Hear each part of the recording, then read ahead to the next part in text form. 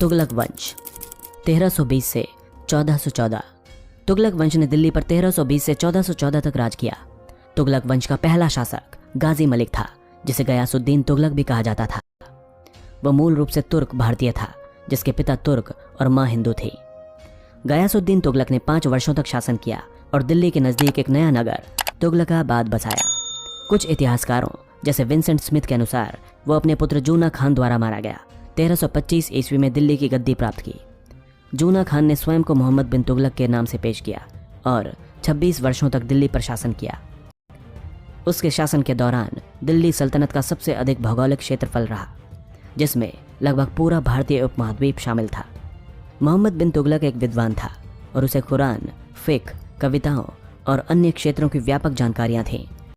वो अपने नाते रिश्तेदारों, वजीरों पर हमेशा संदेह करता था। वो अपने हर शत्रु को गंभीरता से लेता था तथा उसने ऐसे कई निर्णय लिए जिससे आर्थिक क्षेत्र में उथल पुथल हो गई। उदाहरण के लिए उसने चांदी के सिक्कों के स्थान पर तांबे के सिक्कों को ढलवाने का आदेश दिया।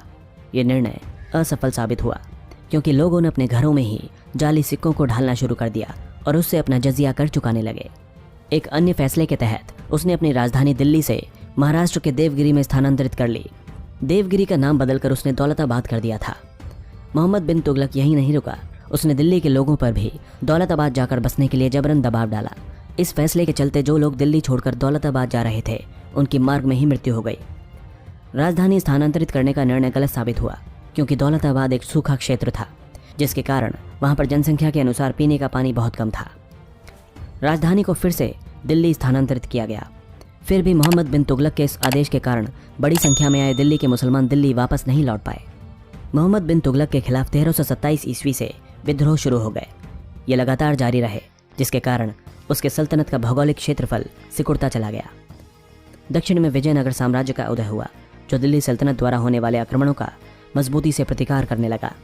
1337 में मोहम्मद बिन तुगलक ने चीन पर आक्रमण करने का आदेश दिया और अपनी सेनाओं को हिमालय पर्वत से गुजरने का आदेश दिया।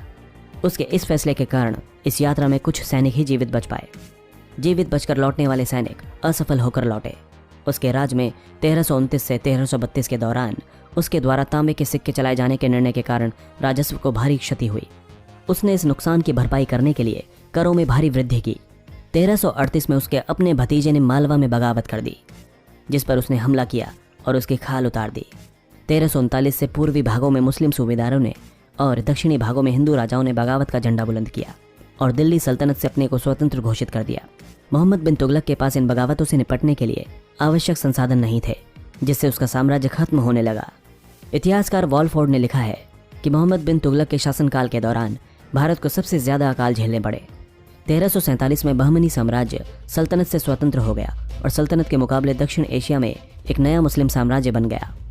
मोहम्मद बिन तुगलक की मृत्यु 1351 में गुजरात के उन लोगों को पकड़ने के दौरान हुई जिन्होंने दिल्ली सल्तनत के खिलाफ बगावत की थी। उसका उत्तराधिकारी फिरोज शाह तुगलक था, जिसने अपने साम्राज्य के पुराने क्षेत्रों को पाने के लिए 1359 में बंगाल के खिलाफ 11 महीने का युद्ध शुरू किया, परंतु फिर भी बंगाल दिल्ली सल्तनत में शामिल न हो सका। फिरोज शाह तुगलक ने 37 वर्षों तक शासन किया। उसने अपने राज्य में खाद्य पदार्थ की आपूर्ति के लिए व अकालों को रोकने के लिए यमुना नदी से एक सिंचाई हेतु नहर बनवाई। एक शिक्षित सुल्तान के रूप में उसने अपना एक संस्मरण लिखा।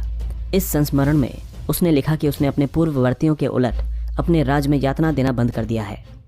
इसके साथ ही उसने सभी तीनों स्तरों पर करों व जजिया को बढ़ाकर अपने पूर्ववर्ती शासकों के उन फैसलों पर रोक लगा दी जिन्होंने हिंदू ब्राह्मणों को जजिया कर से मुक्ति दी थी। उसने व्यापक स्तर पर अपने अमीरों में गुलामों की भर्ती की। फिरोज शाह के राज को यातना में कमी तथा समाज के कुछ वर्गों के साथ किए जा रहे पक्षपात को खत्म करने के रूप में देखा गया, परंतु समाज के कुछ वर्गों के प्रति असहिष्णुता और उत्पीड़न में बढ़ोतरी भी हुई। तुगलक वंश के 2 अंतिम शासक थे जिन्होंने 1394 से 1397 तक शासन किया। इनमें से एक मोहम्मद तुगलक था, जो फिरोज शाह तुगलक का बड़ा बेटा था। उसने दिल्ली से शासन किया। दूसरा सुल्तान नुसरत शाह था, जो कि फिरोज शाह तुगलक का ही रिश्तेदार था। नुसरत शाह ने फिरोजाबाद पर शासन किया था। इन दोनों संबंधियों के बीच काफ़ी समय तक युद्ध चला, जब तक कि तैमूर लंग ने 1398 में भारत पर आक्रमण नहीं कर दिया। तैमूर, जिसे पश्चिमी साहित्य में तंबूर लेन भी कहा जाता है, समरकंद का एक तुर्क सम्राट था। उसे दिल्ली में सुल्तानों के बीच चल रही जंग के बारे में जानकारी मिल चुकी थी, इसीलिए उसने एक योजना के तहत दिल्ली की ओर कूच किया। उसके आक्रमण के दौरान 1 से 2 लाख मासूम नागरिक मारे गए। तैमूर का भारत पर शासन करने का उद्देश्य नहीं था। उसने दिल्ली को जमकर लूटा और पूरे शहर को आग के हवाले कर दिया। 5 दिनों तक उसकी सेना ने भयंकर नरसंहार किया। इस दौरान उसने भारी मात्रा में संपत्ति, गुलाम व औरतों को एकत्रित किया और समरकंद वापस लौट गया। पूरे दिल्ली सल्तनत में अराजकता और महामारी फैल गई। सुल्तान मोहम्मद तुगलक तैमूर के आक्रमण के समय गुजरात भाग गया। आक्रमण के बाद वो फिर से वापस आया और तुगलक वंश का अंतिम शासक बना, लेकिन वो कई गुटों के हाथों कठपुतली बना रहा। सैयद वंश 1414 से 1451। सैयद वंश ने दिल्ली सल्तनत पर 1414 से 1451 तक शासन किया। तैमूरी आक्रमण और लूट ने दिल्ली सल्तनत को शर्मिंदगी में छोड़ दिया था। दरअसल सैयद वंश के बारे में बहुत ही कम जानकारी उपलब्ध है। इतिहासकार एनामेरी शिमेज के अनुसार सैयद वंश का पहला शासक खिज्र खान था, जिसने तैमूर का प्रतिनिधि होने का दावा करके सत्ता हथिया ली थी। दिल्ली के आसपास के शासकों को भी खिज्र खान के सत्ता संभालने से काफी आपत्ति थी। आगे चलकर खिज्र खान का उत्तराधिकारी मुबारक खान बना, जिसने खुद का नाम मुबारक शाह रख लिया था। उसने पंजाब में अपने हारे हुए प्रदेशों को वापस लेने की कोशिश की, जिसमें वो असफल रहा। सैयद वंश की लड़खड़ाती हुई शक्ति के साथ भारतीय उपमहाद्वीप पर इस्लाम के इतिहास में गहरा परिवर्तन आया। सैयद वंश के समय में सुन्नी संप्रदाय काफी कमजोर हो चुका था। शिया गुलाब जैसे वैकल्पिक मुस्लिम संप्रदायों और इस्लामी संस्कृति के नए प्रतिस्पर्धा केंद्रों ने दिल्ली से परे अपनी जड़ें फैला ली। बाद में सैयद वंश को 1451 में लोधी राजवंश द्वारा विस्थापित कर दिया गया। लोधी वंश 1451 से 1526। लोधी वंश खिलजी अफगान लोगों की पश्तून जाति से बना था। इस वंश ने दिल्ली की सल्तनत पर उसके अंतिम चरण में शासन किया। इन्होंने 1451 से 1526 तक शासन किया था। दिल्ली का प्रथम अफगान शासक परिवार लोधियों का था। वे एक अफगान कबीले से थे जो सुलेमान पर्वत के पहाड़ी क्षेत्र में रहा करता था और अपने पड़ोसी सूर, नियाजी और नुहानी कबीलों की ही तरह गिलजाई कबीले से जुड़ा हुआ था। गिलजाई ताजिक या तुर्कों के वंशज थे। सैयद वंश का अंत करके बहलोल लोधी ने 1451 में लोधी वंश की दिल्ली सल्तनत में स्थापना की।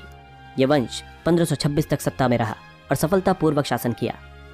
यह राजवंश दिल्ली सल्तनत का अंतिम सत्तारूढ़ परिवार था जो अफगान मूल से था। लोधी वंश में 3 प्रमुख शासक हुए।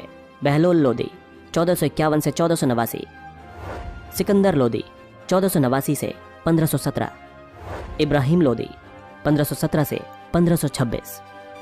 बहलोल लोधी ने 1451 में लोधी वंश की स्थापना की और 1489 ईस्वी तक दिल्ली सल्तनत पर शासन किया। सैयद वंश के अंतिम शासक आलम शाह ने बहलोल लोधी के पक्ष में दिल्ली सल्तनत के सिंहासन को स्वेच्छा से त्याग दिया था। बहलोल लोधी अफगान मूल का था। वो एक पश्तून परिवार में पैदा हुआ था। बहलोल लोधी सैयद वंश के मोहम्मद शाह के शासनकाल के दौरान सरहिंद का राज्यपाल था, जो वर्तमान पंजाब के फतेहगढ़ साहिब में स्थित है। बहलोल लोधी ने दिल्ली सल्तनत में बैठने के बाद बहलोल शाह गाजी की उपाधि ली। उसने सरहिंद के एक हिंदू सुनार की बेटी से शादी की थी। बहलोल लोधी की 1489 में मृत्यु हुई। उसकी मृत्यु के बाद उसका पुत्र सिकंदर लोधी दिल्ली सल्तनत की गद्दी पर बैठा। सिकंदर लोधी 1489 से 1517। 1489 में बहलोल लोधी की मृत्यु के बाद सिकंदर लोधी दिल्ली सल्तनत का उत्तराधिकारी बना और लोधी राजवंश का दूसरा शासक बना। उसके बचपन का नाम निजाम खान था, लेकिन सत्ता संभालने के बाद उसने अपना नाम सुल्तान सिकंदर शाह रख लिया, जो बाद में सिकंदर लोधी के नाम से प्रसिद्ध हुआ। सिकंदर लोधी बहलोल लोधी का दूसरा पुत्र था और बारबक शाह बहलोल लोधी का सबसे बड़ा पुत्र था, जो जौनपुर का वायसराय था। सिकंदर लोधी ने बंगाल, बिहार, चंदेरी, अवध व बुंदेलखंड के राजाओं पर नियंत्रण करके दिल्ली सल्तनत को दोबारा स्थापित करने का प्रयास किया। उसने भूमि मापन के लिए प्रमाणिक पैमाना गजे सिकंदरी का प्रचलन किया। 1503 में आगरा शहर बसाया और 1506 में अपनी राजधानी दिल्ली से आगरा ले गया। उसने ग्वालियर के किले पर 5 बार आक्रमण किया, लेकिन राजा मानसिंह ने उसे हर बार हराया। सिकंदर लोधी की मृत्यु 1517 में गले की बीमारी की वजह से हुई। उसके बाद उसका बेटा इब्राहिम लोधी शासक बना। इब्राहिम लोधी 1517 से 1526। इब्राहिम लोधी सिकंदर लोधी का सबसे छोटा बेटा था। सिकंदर लोधी की मृत्यु के बाद इब्राहिम लोधी 1517 में राजगद्दी पर बैठा और 1526 तक दिल्ली सल्तनत पर शासन किया। वो लोधी राजवंश का अंतिम राजा और दिल्ली सल्तनत का अंतिम सुल्तान था। इब्राहिम लोधी एक साहसी राजा था। उसके शासनकाल में बहुत से विद्रोह हुए थे।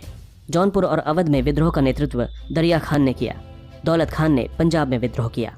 1518 में खतौली की लड़ाई में उसे राणा सांगा के हाथों पराजित होना पड़ा। उसका जमींदार व चाचा आलम खान काबुल भाग गया, जिसके चलते बाबर को भारत पर हमला करने का मौका मिल गया। बाबर ने पानीपत के पहले युद्ध में 21 अप्रैल 1526 को इब्राहिम लोदी को पराजित कर उसे मार डाला और आगरा तथा दिल्ली की गद्दी पर आसीन हो गया। 1526 में पानीपत की लड़ाई के बाद बाबर ने मुगल वंश की स्थापना की, जिसने आने वाली कई शताब्दियों तक भारत पर राज किया और इस तरह दिल्ली सल्तनत का अंत हुआ।